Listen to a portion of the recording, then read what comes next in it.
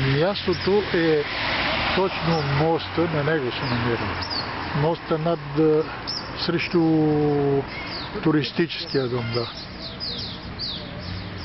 И нещо странно. Откривам, че аз съм от моста, отгоре снимам и вижте река Лева, тук никъде не се вижда.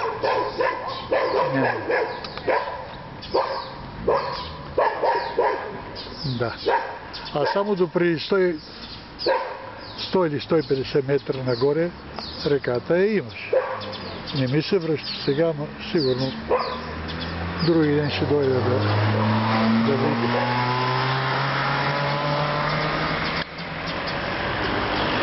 А тия хора може би се... Да. Няма да... Извинете да ви попитам, ако сте от Махлата, няма е реката, не я виждам. Ама тя се губи някъде, защото горе има. Ама не, аз само на 150... Да, тук се губи и после към Бистрец казват, че отново се показва. Значи някъде, когато намалее, да, някъде се губи. Защото нагоре я има. Има. Само тук, той няма. Да.